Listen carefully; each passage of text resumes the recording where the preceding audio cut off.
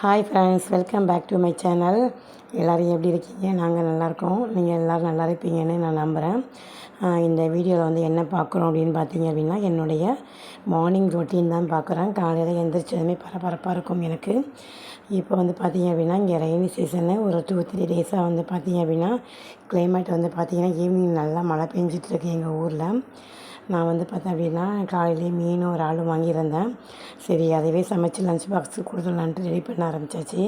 ஒரு சைடு பார்த்திங்க அப்படின்னா, மீன் குழம்பு ரெடி பண்ணிவிட்டு ஆஸ் யூஷுவல் வெங்காயம், தக்காளி, பச்சை மிளகாய், வெந்தயம் போட்டு தாளித்து புளிக்கரைசல் ஊற்றி மீன் குழம்பு ரெடி ஆகிட்டு, சைட்லேயே பார்த்திங்க அப்படின்னா வெங்காயம், தக்காளி, சோம்பு, கொஞ்சம் இஞ்சி பூண்டு பேஸ்ட்டு, கரம் மசாலா, தனியாத்தூள், மிளகாத்தூள் எல்லாம் போட்டு வந்து இறால் மசாலா வந்து பசங்களுக்காக செஞ்சிட்டு இருந்தேன்.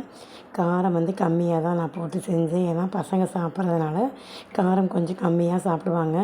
மீன் குழம்பு வந்து கொஞ்சம் காரமாக வச்சுருந்தேன். ஏன்னா அது வந்து ஹஸ்பண்ட் சாப்பிடுவாங்க அப்படின்ட்டு.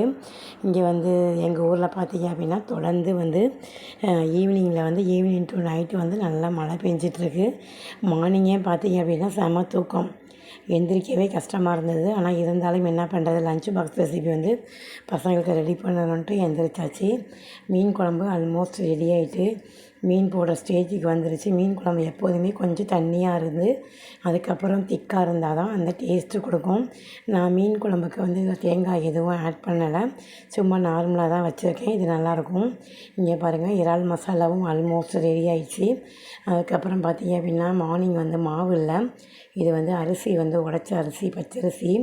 அதனால் உப்புமாவுக்கு ரெடி பண்ணிகிட்டு இருந்தேன். ஃபிஷ்ஷுமே ஃப்ரை பண்ணியாச்சு. ஹஸ்பண்ட் மட்டும் தான் ஃபிஷ் எடுத்துகிட்டு போவாங்க ஆஃபீஸுக்கு. பசங்களுக்கு வந்து இறால் மட்டும் தான் கொடுத்து விடுவேன். எல்லாம் சமைச்சு முடிச்சுட்டு லஞ்ச் பாக்ஸ் அந்த ரெடி பண்ணுறதே பெரிய ஒர்க்காக இருக்கும் எனக்கு.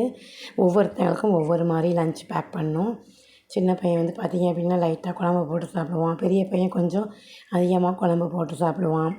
ஹஸ்பண்டுக்கு வந்து தனித்தனியாக பேக் பண்ணணும். ஹஸ்பண்டுக்கு மட்டும் மீன் ஃப்ரை பேக் பண்ணியிருக்கேன். பசங்க 2 பேருக்கும் இறால் தான். மீன்லாம் வந்து ஸ்கூலுக்கு கொடுத்து விட மாட்டேன். முட்டை இந்த மாதிரி சிம்பிளாக சாப்பிட்றது தான் வந்து பசங்களுக்கு எப்போதுமே கொடுப்பேன். ஹஸ்பண்டுக்கு மட்டும் எல்லாமே வந்து மீல்ஸ் மாதிரி பேக் பண்ணுவேன். அவங்க ஆஃபீஸில் சாப்பிட்றதுக்கு ஈஸியாக இருக்கும். இந்த லஞ்ச் எல்லாம் பேக் பண்ணிவிட்டு சாய்க்குட்டிக்கு சாப்பாடு ஊட்டி யூனிஃபார்ம்லாம் போட்டு ரெடி பண்ணியாச்சு. சாய் எக்ஸாமுக்கு நல்லா ரிவிஷன் பண்ணி அனுப்பியாச்சு. அந்த பாருங்கள், சாயும் கிளம்பிட்டான், வீட்டில் எல்லாருமே கிளம்பியாச்சு. பாய் சொல்கிறான். பாய். ஹரி வந்து காலையிலே போயிட்டான். பாய்.